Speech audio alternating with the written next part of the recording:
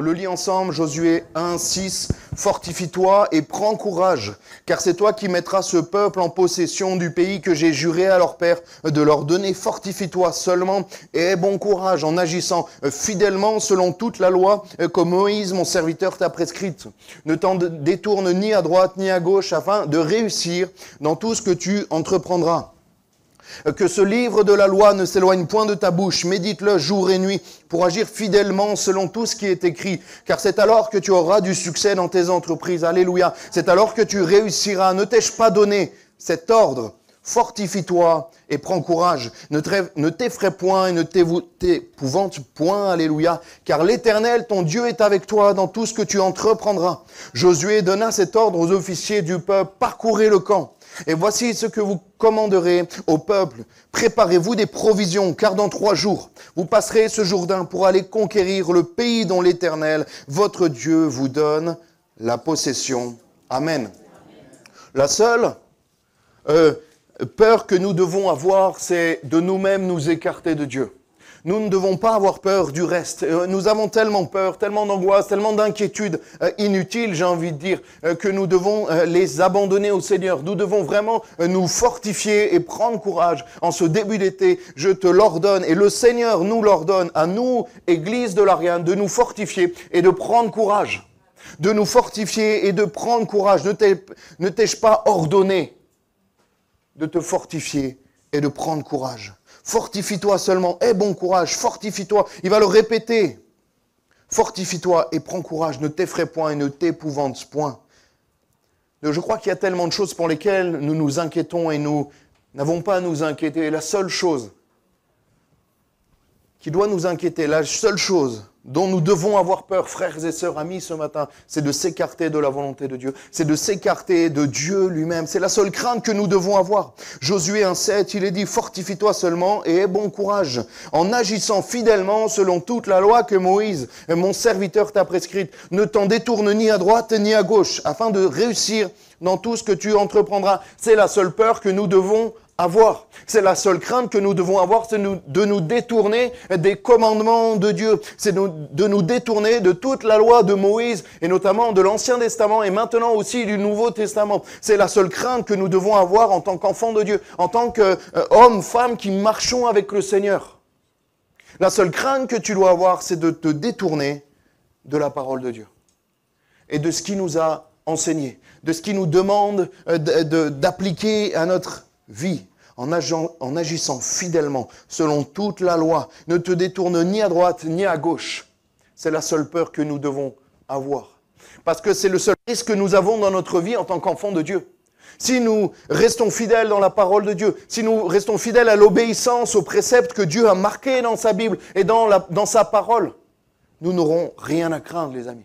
Nous n'aurons vraiment rien à craindre. Et c'est pour ça qu'il va le répéter à Josué. Nous n'aurons rien à craindre si nous... Verset 8, il est merveilleux aussi ce verset, que ce livre de la loi ne s'éloigne point de ta bouche. C'est pour ça que je vous demandais ce matin, qui a sa Bible? Médite-le jour et nuit. Alléluia. Est-ce que tu médites la parole de Dieu jour et nuit? Médite-la jour et nuit et applique-la jour et nuit. Il y en a, ils la connaissent par cœur. Il y en a, ils connaissent les versets par cœur. Et ils n'appliquent rien. Applique la parole jour et nuit. J'ai envie de dire, lis-la peut-être moins, mais applique-la plus. Applique la parole jour et nuit. Dans ton témoignage, dans ton comportement, dans ce que tu vas faire, dans ce que tu vas dire. Médite la parole, mais surtout applique-la. C'est le seul risque que nous avons, c'est de nous éloigner de la parole de Dieu. C'est de nous éloigner de ce que Dieu a prévu pour nous. C'est de désobéir ou de ne pas obéir, mais ça revient au même, au commandement que Dieu a prévu pour nous. Médite-le jour et nuit. Pourquoi? Pour agir fidèlement. Selon tout ce qui est écrit, car c'est alors que tu auras du succès dans tes entreprises, c'est alors que tu réussiras.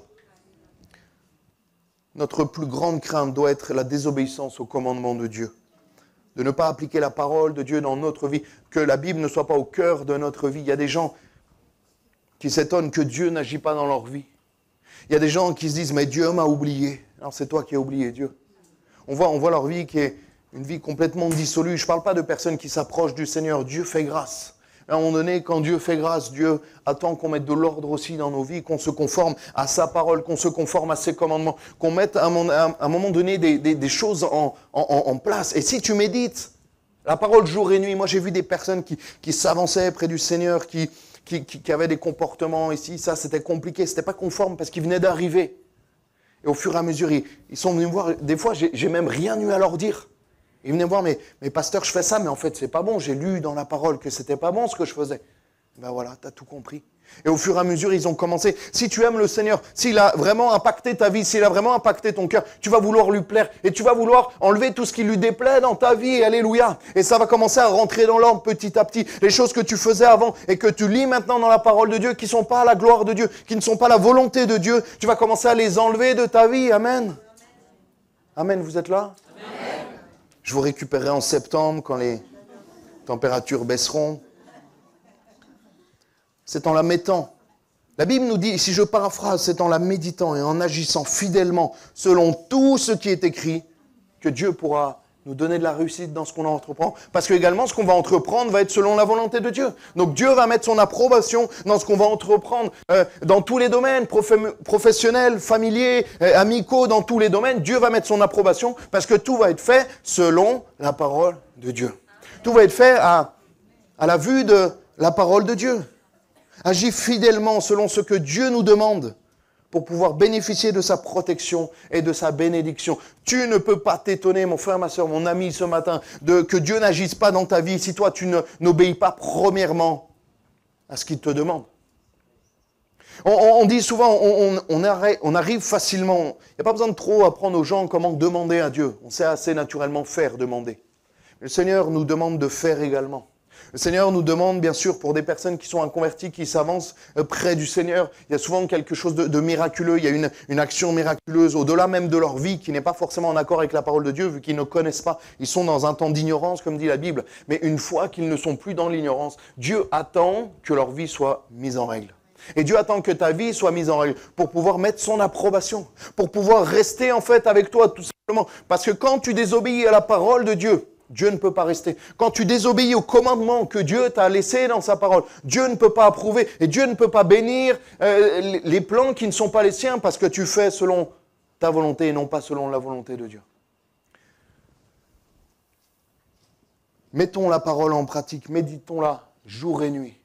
Est-ce que tu médites la parole? Je ne parle pas de faire des études théologiques. Il y a des choses dans la parole de Dieu qui sont... Il y a des gens qui n'ont pas fait d'études, qui ont du mal même à comprendre certains. On m'a dit l'autre fois, Samuel, quand tu prêches, il y a des mots que je ne comprends pas. Ben, il y a la Bible, il y a des Bibles simples, des versions simples. Je lisais encore les proverbes, même les psaumes. C'est tellement simple, c'est tellement applicable, ça fait du bien, ça rafraîchit. Là, je suis dans le début des proverbes, c'est merveilleux. Je vous demande pas, le Seigneur ne nous demande pas une étude théologique sur l'Apocalypse, sur le retour du Seigneur. Que tu saches déjà qu'il va revenir et que tu dois être prêt, c'est le plus important. Mais applique les choses, applique la base, applique ce que Dieu nous demande d'appliquer. Alors tu n'auras rien à craindre. Parce que ta vie, si tu obéis au commandement de Dieu, si elle est en règle avec la parole, tu te mettras automatiquement sous la protection de Dieu. Tu te mettras automatiquement sous l'aile du Tout-Puissant, alléluia, qui pourra te garder et qui pourra approuver tes voies. Prends courage. Prends courage. Non pas parce que nous serons adeptes d'une pensée positive. Prends courage en agissant. Et j'avais une amie qui était adepte de la pensée positive. Mais c'est compliqué. Elle y est vite revenue quand même. Hein. Il suffit de penser du bien pour qu'il nous arrive du bien. Moi, je ne crois pas à ces choses-là. Moi, je crois à la volonté de Dieu. C'est pas juste fortifie-toi et prends courage et une tape dans le dos et allez, vas-y, pars et puis on ne sait pas trop quoi lui dire. Non, Dieu, fortifie-toi et prends courage parce que je vais t'aider. Si tu mets ta vie en règle, je serai là avec toi. Alléluia. Et le Seigneur te le dit ce matin, il est là avec toi. Si tu mets ta vie en règle, si ta vie est en règle avec les commandements de Dieu, il sera avec toi et son approbation sera sur ta vie. Vous vous souvenez, je vous en ai déjà parlé des pubs Volkswagen. Si tu as une Volkswagen, tu n'as rien à craindre, vous savez. Les personnes, ils sont au restaurant et l'autre, il regarde à chaque fois où ils vont dans des rues très mal famées et ils sont comme ça. Et lui, il est hyper confiant parce qu'il a une Volkswagen. Il la laisse au milieu. Si tu as une Volkswagen, tu n'as rien à craindre. Ça, je ne sais pas si c'est vérifiable. Mais si tu as le Seigneur, tu n'as rien à craindre. Et ça c'est vérifiable. Alléluia. Moi, je l'ai vérifié. Plusieurs l'ont vérifié. Mais il faut que, premièrement, tu aies le Seigneur dans ta vie. Il faut que, premièrement, ta vie soit entre les mains du Seigneur. Ne t'effraie point et ne t'épouvante point, car l'Éternel, ton Dieu, est avec toi dans tout ce que tu entreprendras. Tu pourras ne pas t'effrayer, ne pas t'épouvanter. Pourquoi? Parce que tu sais que le Seigneur est avec toi. Parce que tu auras au préalable obéi à la parole de Dieu. Souvent, on prend les promesses de Dieu et on dit, Seigneur, merci pour ces promesses. Mais les promesses de Dieu, pour nous et pour chacun d'entre nous, sont toujours conditionnées à l'obéissance et à la sanctification. Des fois, on cite les versets et on coupe les chapitres. On fait des petits montages, on coupe avant, après, parce que ça nous froisse un peu. Et on prend que celui qui nous va. Ah, Seigneur, un avenir et de l'espérance, des plans. Waouh, c'est merveilleux.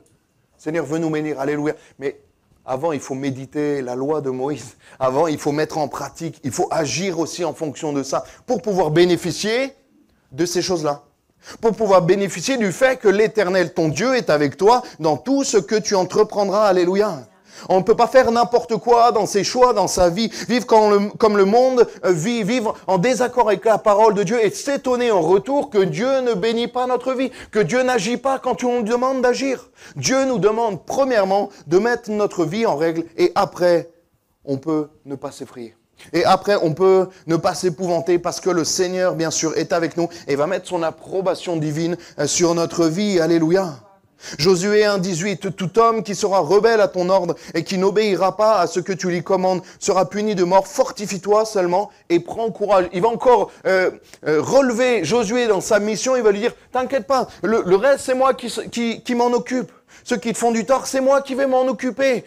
Tes problèmes dans le travail, tes problèmes de famille, c'est moi qui vais m'en occuper. Toi, fortifie-toi et prends courage. Alléluia. Le reste, c'est moi qui vais m'en occuper. Les problèmes, les épreuves, l'adversité que tu vas rencontrer dans ta vie, c'est moi qui vais m'en occuper. Toi, tu prends courage. Toi, tu te fortifies. Toi, tu te concentres à appliquer ma parole dans ta vie. Et le reste, je m'en occupe. Et souvent, on fait l'inverse. Nous, on veut s'occuper du reste. Et on n'applique pas les commandements de Dieu. Applique juste les commandements de Dieu. Ah, occupe-toi des affaires du Seigneur, il s'occupera des tiennes.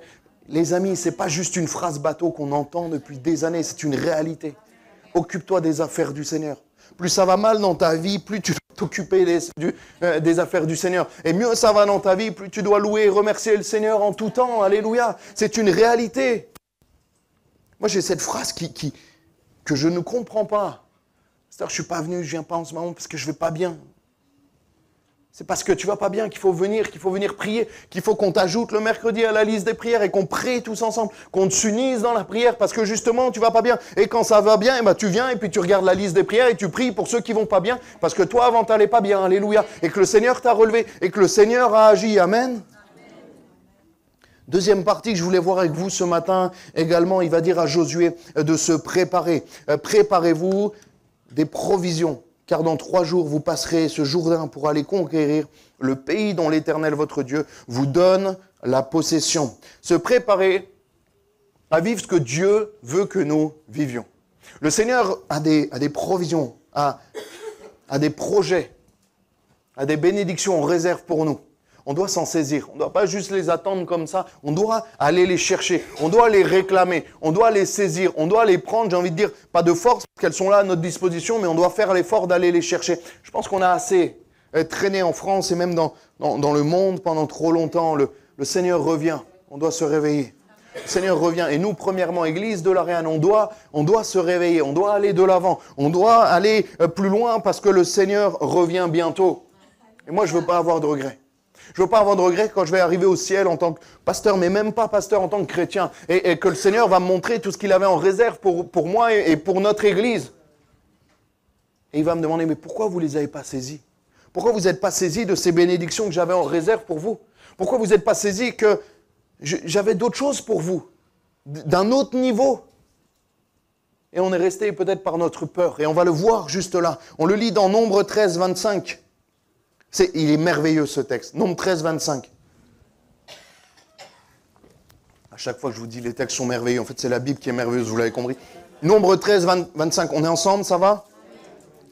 Ils furent de retour, ça c'est au moment où les 12 espions vont aller voir le pays de Canaan. Ils sont sortis d'Égypte il n'y a pas si longtemps et ils vont voir le pays de Canaan. Nombre 13, 25. Ils furent de retour de l'exploration du pays au bout de 40 jours. Alors arrivés, ils se rendirent auprès de Moïse et d'Araon et de toute l'assemblée des enfants d'Israël à Kadès dans le désert de Paran. Ils leur firent un rapport, mais ainsi qu'à toute l'assemblée, ils leur montrèrent les fruits du pays. Voici qu'ils racontèrent à Moïse, nous sommes allés dans le pays où tu nous as envoyés. À la vérité, c'est un pays où coule le lait et le miel, et en voici les fruits. Mais le peuple qui habite, il y a toujours un mais purée.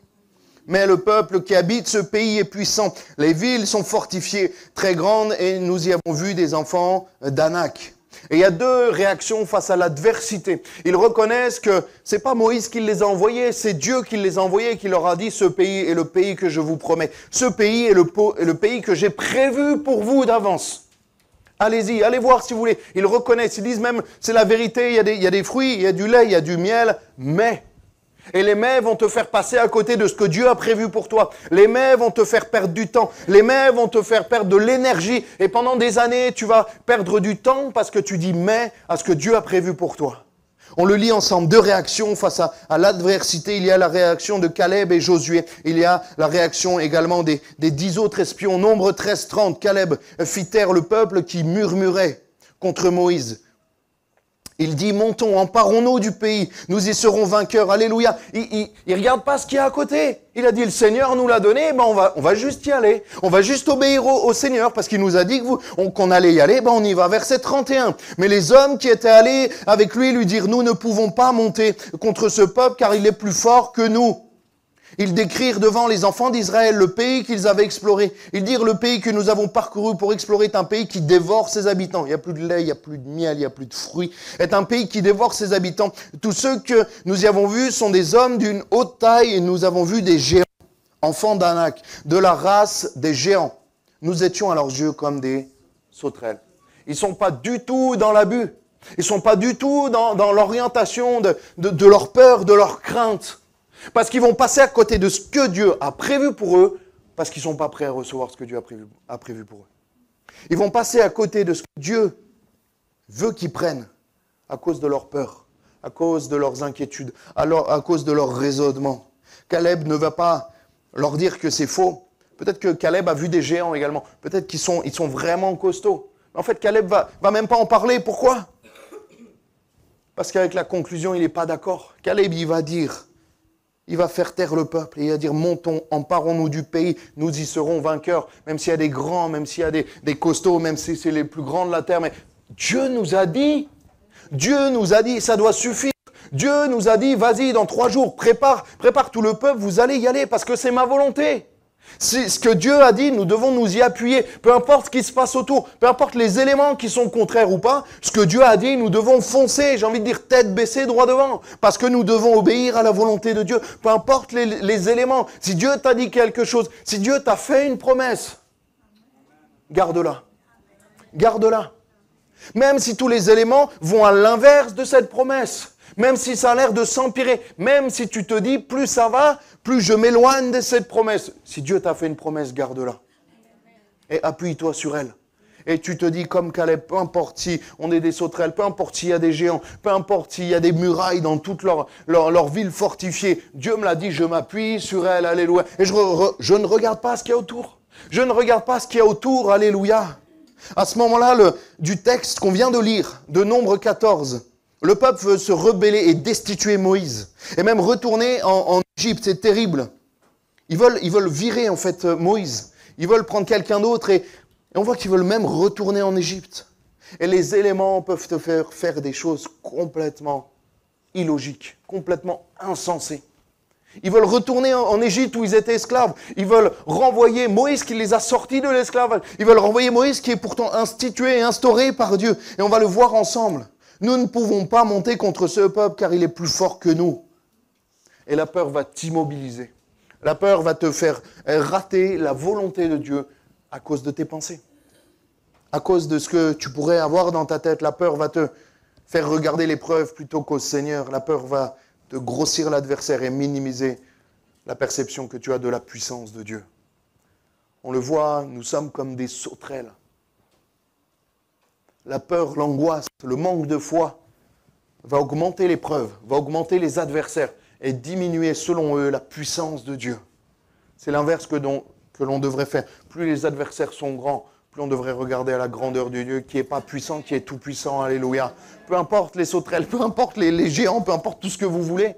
Ces gens-là n'étaient pas plus grands que la plus grande des puissances militaires, économiques, tout politiques, tout ce que vous voulez de l'époque qui était l'Égypte. Ces gens-là n'étaient pas plus grands.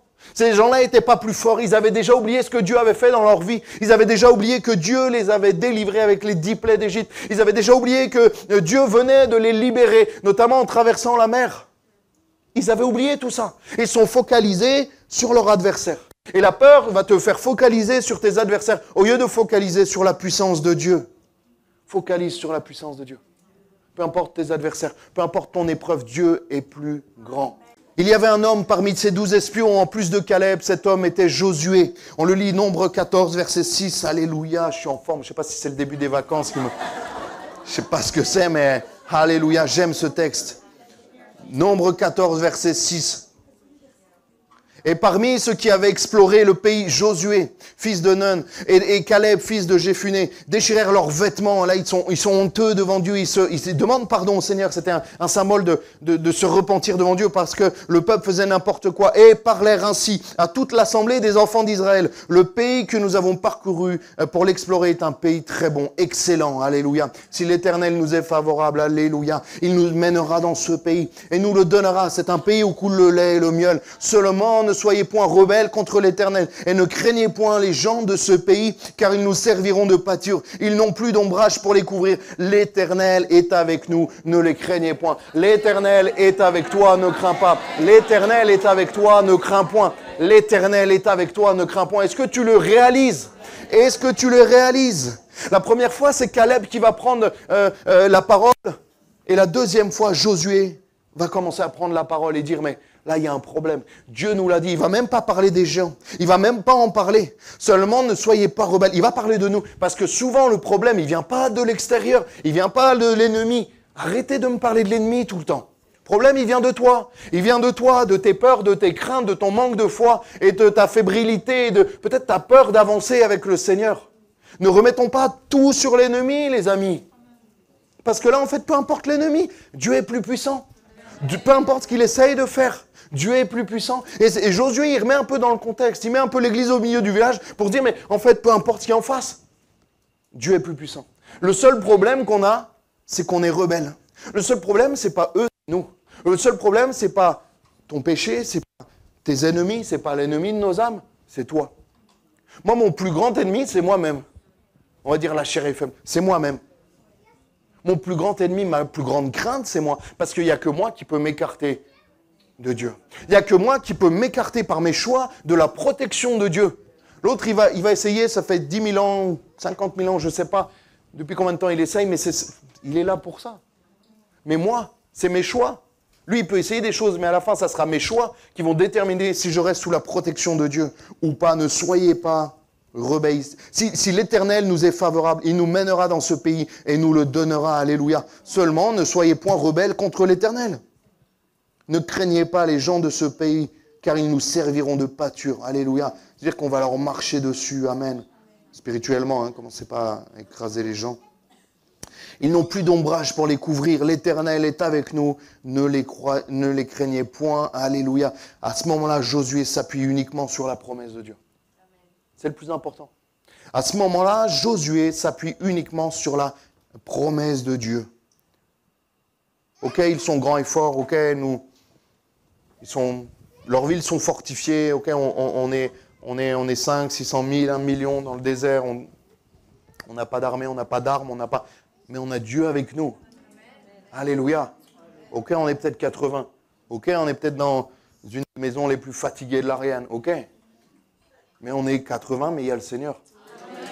Et si on regarde aux 80, si on regarde à l'état, si on regarde quand on est serré, il fait 35 degrés, on est serré les uns les autres. Quand tu tends les jambes, ça peut faire un croche-patte au frère qui passe la Sainte Seine. Si on regarde à ça, bien sûr, on se décourage.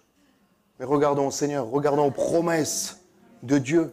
Regardons à ce qu'il nous a promis. Alléluia. Vous avez eu plusieurs dons spirituels sur ce que Dieu avait prévu, ce que Dieu a prévu pour notre Église. Alléluia. Rentrons, emparons-nous de ce que Dieu a prévu. On doit aller le chercher, on doit le vouloir. On ne doit pas juste attendre comme ça et que ça nous tombe dessus. On doit aller chercher les promesses de Dieu. On doit dire, Seigneur, tu nous l'as promis, nous on le veut. On doit s'emparer des promesses de Dieu. Alléluia. Nombre 14, 29. Et là c'est quelque chose de terrible. Parce que le peuple de Dieu va dire que nous allons mourir dans le désert. Et je vous invite à faire attention à ce que vous dites de votre bouche. Ce que vous dites de votre bouche a un impact, même dans le monde spirituel. Ce que l'on dit, ce que l'on proclame, ce que l'on même confesse, ce que l'on dit. Attention à ce que l'on dit. Des fois, ça me fait saigner les oreilles quand j'entends quelqu'un qui dit « je suis maudit ». Non, ne dis pas ça. Ne dis pas ça. Attention à ce que tu dis. Vraiment, il peut y avoir un impact sur ta vie. Et là, ils vont dire « mais on va mourir dans le désert ». Et c'est ce qui va arriver. Nombre 14, verset 2. Tous les enfants d'Israël murmurèrent. Non, Nombre 14, 29, pardon. « Vos cadavres tomberont dans ce désert, vous tous dont on a fait le dénombrement, et en vous comptant depuis l'âge de 20 ans et au-dessus, qui avez murmuré contre moi. Vous n'entrerez point dans le pays que j'avais juré de vous faire habiter, excepté Caleb, fils de Jephuné, et Josué, fils de Nun. » Alléluia. Attention à ce que l'on dit. Attention à nos paroles sur notre vie ou sur la vie des autres. Attention, parce que dans le monde spirituel, il y a des choses qui ne sont pas anodines, les choses qu'on dit sur notre vie ou sur la vie des choses. Non, alléluia. Je ne suis pas maudit, non, je suis enfant de Dieu. Je suis béni rien qu'en étant enfant de Dieu. Et même si je suis dans l'épreuve jusqu'au cou, je suis béni parce que je suis enfant de Dieu. Alléluia. Nombre 14, 2, tous les enfants d'Israël murmurèrent. Moi j'ai un verset, normalement c'était avant, vous l'avez compris. Contre Moïse et Aaron, toute l'assemblée leur dit que nous sommes morts, nous, dans le pays d'Égypte, ou que nous sommes morts dans ce désert. Et là, Dieu va sanctionner cette parole. Ne pas être léger dans nos paroles. Attention à ce que nous disons. Même dans ce que nous disons. Déjà, les promesses de Dieu, elles commencent dans ce que nous disons de notre bouche. On n'arrivera pas, on n'aura jamais ça. On n'aura jamais le nouveau local, on n'aura jamais ci, on n'aura jamais ça. Ça ne marchera pas, ça ne marchera pas. Ça aurait déjà dû marcher si on ne l'a pas encore. Non, ne dis pas ces choses-là. De ta bouche, dis les bénédictions et les promesses de Dieu. Dieu va nous le donner. Ce n'est pas Dieu peut nous le donner, c'est Dieu va nous le donner parce qu'il nous a fait la promesse. Alléluia. À cause de cela, ça peut être un détail, mais à cause de cela, ils ont perdu 40 années. 40 années. Qui a 40 ans ici? On a 40 ans? Pile? À peu près? 44. Pascal, t'as 40 hors taxe, Pascal. Qui a 2 fois 40? Ok. Vous rendez compte, la moitié de votre vie, la vie de Cédric, la vie de Pascal à peu près, a été perdue, a été inutile. Ils vont tourner. Ils étaient aux portes du pays de Canaan. Ils étaient aux portes de la promesse de Dieu. Ils étaient à 2 doigts de toucher la promesse de Dieu. Et Dieu va leur dire, ok, vous ne voulez pas y aller, on ne va pas y aller. Et il les a fait tourner en rond pendant 40 années. Pendant 40 années, ils ont tourné en rond, alors qu'ils étaient juste à côté. Peut-être à 10 km, 20 km, je ne sais pas. Mais à quelques jours de marche. Parce qu'eux, ils ont mis 40 jours pour y aller, pour visiter le pays et pour revenir. Donc ils étaient peut-être à 10 jours, 15 jours de marche, maximum. Peut-être une semaine. Ils étaient à côté de ce que Dieu avait prévu. Et ils vont le rater à cause de leur peur, à cause de leur crainte, à cause de leurs pensées, à cause des problèmes et des épreuves qu'ils pouvaient rencontrer.